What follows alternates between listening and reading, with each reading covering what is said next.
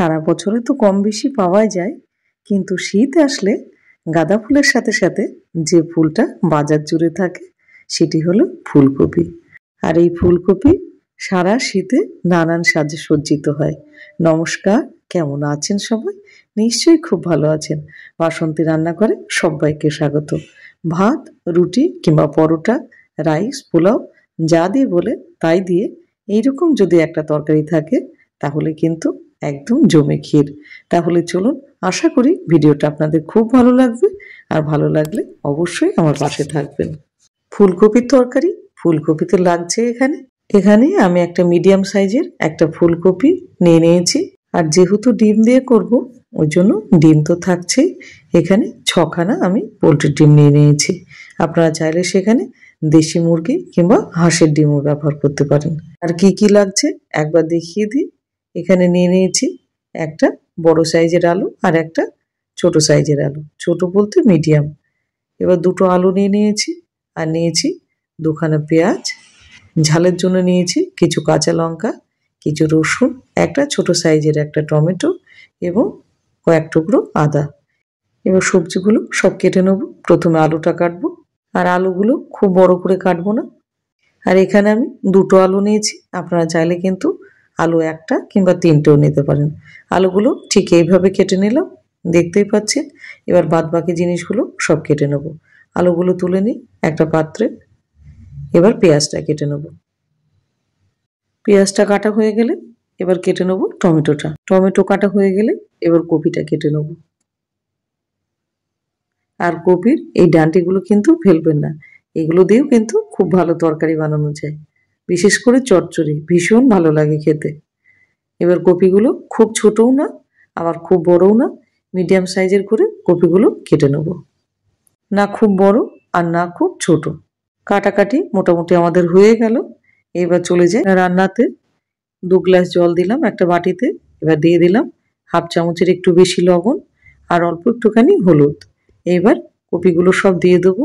গ্যাসের ফ্লেম দেব low to medium. 5 থেকে 7 মিনিটের জন্য কপিগুলো একটুখানি ভাপ দিয়ে নিয়ে নেব। এখনকার কপি একটুখানি ভাপ না দিলে কিন্তু গন্ধ লাগে একটা। আর যাদের গ্যাসের সমস্যা আছে তারা তো অবশ্যই কপি ভাপ দিয়ে খাবেন। এবার এটা ফুটে গেছে। এবার একটা ঝাঁঝরি দিয়ে কপিগুলো তুলে নেব। বেশি যেন সেদ্ধ না হয়ে যায় সেদিকে খেয়াল রাখতে হবে।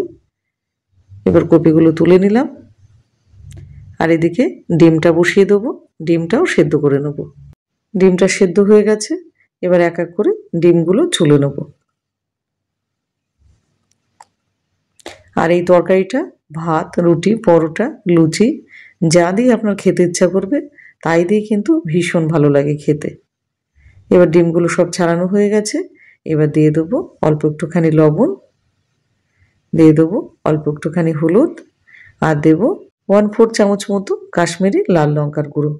এবার ডিমগুলো সব একসঙ্গে ভালোভাবে মাখিয়ে নেব। ডিমগুলো মাখানো হয়ে গেছে। এবার একটা কড়াইতে দিয়ে দিলাম খানিকটা সর্ষের তেল। তেলটা ভালো করে এবার গরম হতে দেবো। আর এই পুরো রান্নাটাই সর্ষের তেলে করব, সাদা তেলে করব না। সর্ষের তেলে করলে রান্নাটা খেতে ভালো হয়। গ্যাসের ফ্লেম লো টু মিডিয়াম রেখে এবার ডিমগুলো দিয়ে দেবো সব। এবার ডিমগুলো ভালো করে ভেজে নেব। আর ডিমগুলো একটু লাল লাল করে ভাজতে হবে। এবার ডিমগুলো মোটামুটি আমাদের ভাজা হয়ে গেছে। এবার ডিমগুলো তুলে নেব।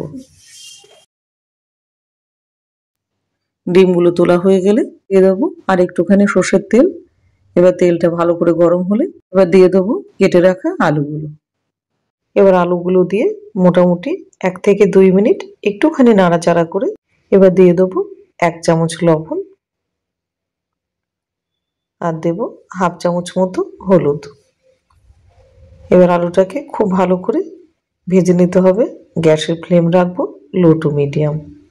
আলুটা ভাজা হয়ে গেছে, আর আলুটা খুব সুন্দরভাবে ভাজা হয়েছে, না পুড়েছে না কাঁচা আছে। এবার আলুটাকে তুলে নেব।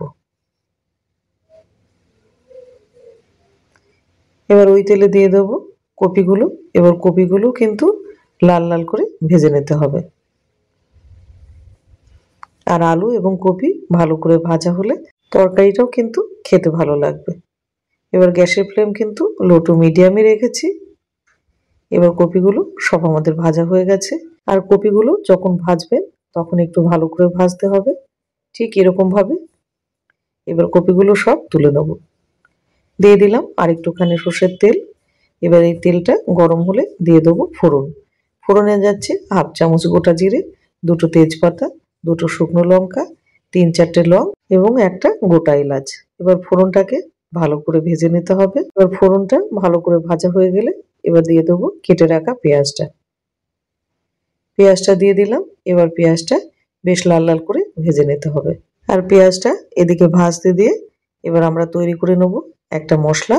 একটা মিক্সিং জারে দিয়ে দিলাম কাঁচা লঙ্কা, দিয়ে দেবো রসুন, দিয়ে দেবো আদা, এবার দেব কেটে রাখা টমেটোটা, দেব 1 চামচ গোটা ধনে, 1 চামচ গোটা জিরে। এবার সবগুলো একসঙ্গে ফাইন একটা পেস্ট বানিয়ে নেব। পেস্ট বানানো হয়ে গেছে। আর এদিকে কিন্তু পেঁয়াজটাও আমাদের ভাজা হয়ে গেছে।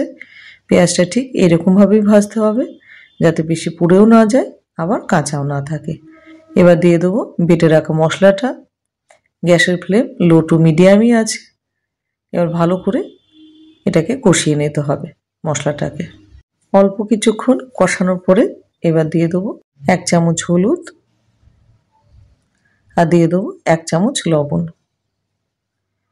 দিয়ে দেবো হাফ চামচ মতো কাশ্মীরি লাল লঙ্কার গুঁড়ো রঙের জন্য। এবার মশলাটাকে ভালো করে কষিয়ে নিতে হবে। আর খেয়াল রাখতে হবে যেন মশলাটা কোনোভাবে পুড়ে না যায়। এবার মশলাটা যাতে না পুড়ে যায় তার জন্য দিয়ে দেবো অল্প একটুখানি জল। এবার জল দেওয়ার পরে গ্যাসের ফ্লেম লো টু মিডিয়াম রেখে মশলাটা খুব সুন্দরভাবে কষিয়ে নিতে হবে। মশলা যত ভালো করে কষানো হবে তরকারির স্বাদ কিন্তু ততই ভালো হবে, সেটা কিন্তু সবসময় মাথায় রাখতে হবে। মশলা খুব সুন্দরভাবে কষানো হয়ে গেছে। মশলা থেকে কিন্তু তেলও ছেড়ে দিচ্ছে। এবার ভালোভাবে মশলাটা কষানো হয়ে গেলে দিয়ে দেবো ভেজে রাখা আলুগুলো। আলুগুলো দিয়ে দিলাম। এবার আলুগুলো দেওয়ার পরে 5 থেকে 7 মিনিট আলুটাকে খুব ভালোভাবে কষিয়ে নিতে হবে। এতে তরকারির স্বাদটা খুব ভালো আসবে। আর খেয়াল রাখতে হবে যেন নিচে না লেগে যায় মশলাটা। আলুগুলো খুব সুন্দরভাবে কষিয়ে নিলাম। এখন কিন্তু মশলাটা পুরোপুরি কষে গেছে। এবার তরকারিতে ঝোল দিয়ে দেবো। মোটামুটি 2 বাটি মতো জল দিয়ে দিলাম। মিক্সির বাটি, ছোট বাটিটা 2 বাটি জল দিলাম। এবার ঝোল দেওয়ার পরে ভালো করে মশলার সাথে এবার মিশিয়ে নিতে হবে।